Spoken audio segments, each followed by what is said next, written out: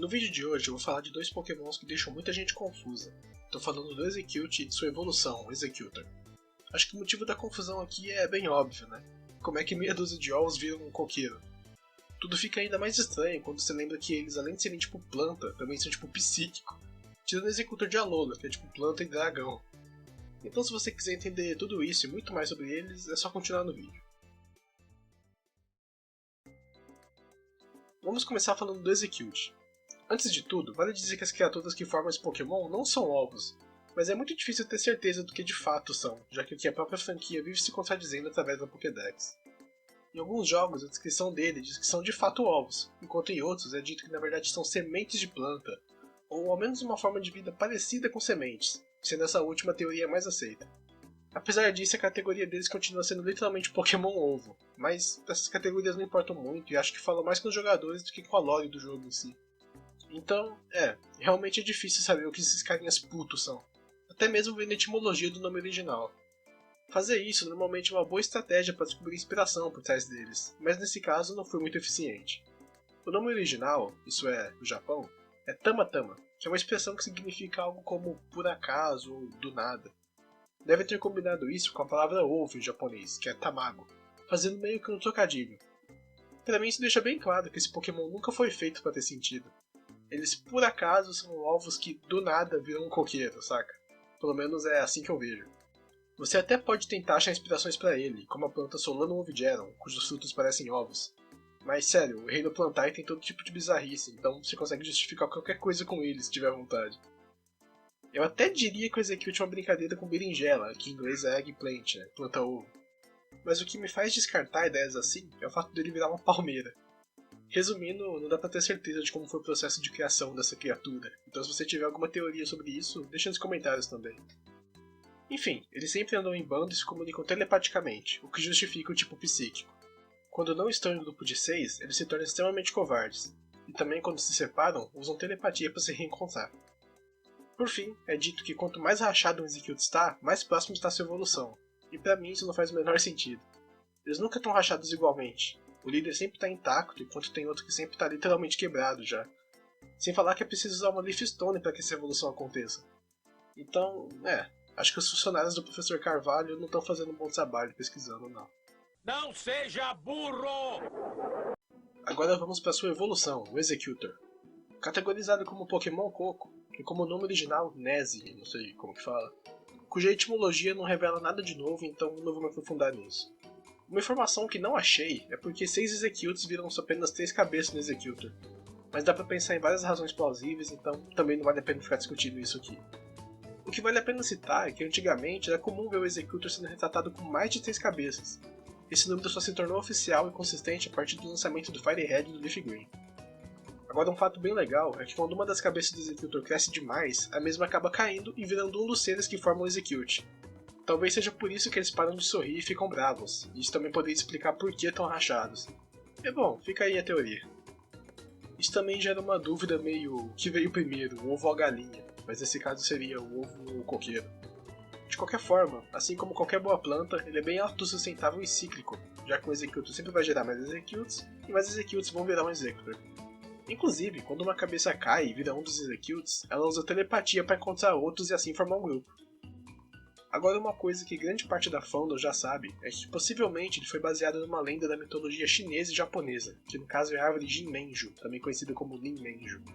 As histórias diziam que os galhos dessa árvore introduziam frutos que pareciam cabeças humanas que nunca paravam de sorrir ou até mesmo rir. Então provavelmente é por isso que as cabeças do Exeggutor sempre estão sorrindo e parecendo chapadas.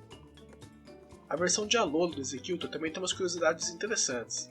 É aquela com o pescoço gigante que a maioria das pessoas até gosta mais. Além de ser maior tamanho, a única outra diferença visual é que agora ela tem um rabo com o Mr. Saturn verde na ponta.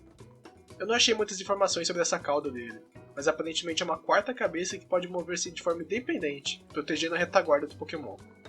E vale dizer que essa cabeça parece muito um Gupin, que é um Pokémon da terceira geração que você provavelmente nem lembrava da existência. Há alguma ligação entre eles? Provavelmente não, mas dá pra fazer uma teoria aí. Agora voltando pro Exeggutor. Bom, como eu disse no começo do vídeo, essa versão deixa de ser tipo psíquico e se torna tipo dragão, ainda mantendo tipo planta. A inspiração real para isso aparentemente foram as árvores do gênero Dracaena, que são popularmente conhecidas como árvore dragão ou dragoeiro. Outra motivação plausível para isso é a cuca. Sim, a cuca. Embora que ela seja muito famosa e conhecida como um tipo de jacaré, em países como Portugal, a cuca é uma lenda comumente retratada como um tipo de dragão. E como a etimologia do nome original dela é muito parecida com a do Executor, talvez seja esse o trocadilho. Já a explicação para isso dentro da lore do jogo é que a Alola é o habitat ideal para Executor, principalmente pela maior exposição solar, então ele acaba se desenvolvendo melhor e atingindo seu potencial máximo, o que desperta seu tipo dragão ao invés do psíquico. Basicamente, ele recebe muito mais energia do sol no lugar tropical, assim. Como coqueiros são muito atrelados a praias e locais ensolarados, eu particularmente acho esse conceito bem legal. E claro que ele usa movimentos como o Solar Beam. Agora, para finalizar o vídeo, quero contar mais algumas curiosidades aleatórias sobre eles. A primeira é que o Executor de Alola é o maior e mais pesado Pokémon de tipo planta entre todos da franquia. E ele também foi criado por Ken Sugimori, que, pra quem não sabe, é o artista responsável pelas artes originais dos jogos da franquia, além de ter desenhado para várias outras coisas dela, como o card game. Então, sim, ele é o cara daquele estilo lindo que Pokémon tinha. Eu adoro essa estética dele e acho muito triste que ela não tenha permanecido na franquia. Enfim, além disso, essa também foi a primeira forma regional a ser criada para o Sun e Moon. Ainda falando da região de Alola, lá há uma ilha chamada Ilha Executor, que, como você deve imaginar, está cheia de Executies e Executors de Alola, que inclusive usam as palmeiras do lugar como camuflagem. Lá chove levemente todos os dias, das 10 às 15h59 e fortemente das 18 às 23h59. Durante o dia, arco-íris se formam e os céus são bem limpos, enquanto chuvas de meteoros são visíveis à noite. E sim, o clima dessa ilha é bem específico. Outra curiosidade é que na segunda expansão principal do card game de Pokémon, a Jungle, há uma caixa de booster cuja arte tem um Executor de pescoço longo, idêntico ao que viria a ser o Executor de Alola. Lembrando que essa arte é de 1997. Enfim, ainda nessa expansão do TCG, tem um pacote de cartas cuja arte apresenta um Executor bem pequeno, como se fosse um filhote. Porém, como a gente acabou de ver durante todo o vídeo, isso não faz o menor sentido, então não sei se era realmente essa a ideia. Mas é bem curioso ver que na mesma expansão do card game, tivemos duas artes que mostram designs diferentes do Pokémon. A próxima curiosidade é que o Execute e o Executor possuem um movimento único, ou seja, que mais nenhum outro Pokémon pode aprender. Esse movimento é o Barrage, ou barragem, sei lá, que é do tipo normal e consiste em dar de 1 a 5 ataques no mesmo turno. Então é praticamente igual a vários outros movimentos que tem por aí. Claro que há outros detalhes no seu uso, mas isso não é o foco do vídeo, então não vou me aprofundar nisso. Visualmente, ele faz o usuário atirar projéteis redondos do inimigo. Não dá para ter certeza do que são esses projéteis, já que em algumas representações parecem cocos, em outras ovos e em outras simplesmente orbes de energia. Infelizmente, a partir da 8ª geração, esse movimento não está mais podendo ser usado. Pode ser que ele volte um dia, mas até o momento que eu estou gravando esse vídeo, é recomendado que você faça seu Pokémon esquecê-lo. Falando em esquecê-lo, pelo jeito o pessoal que faz o anime também esqueceu dele, porque ele é um dos únicos 3 movimentos da primeira geração que nunca apareceram por lá. Falando em movimentos exclusivos, o Executor de Alola também tinha um, Dragon Hammer. O movimento foi criado para ele na 7ª geração, mas o Tropius era capaz de aprendê-lo por meio da reprodução. A partir da próxima geração, Dragon Hammer deixou de ser exclusivo do Executor, embora ele ainda seja o melhor usuário, já que já começa com o movimento enquanto os outros só conseguem níveis bem altos. Enfim, esse movimento é do tipo dragão e consiste apenas em um forte golpe. E com essa curiosidade eu finalizo o vídeo. Se inscreva no canal, deixe um gostei e saiba que a gameplay de fundo aí tá dando uma dica do tema do próximo vídeo do canal.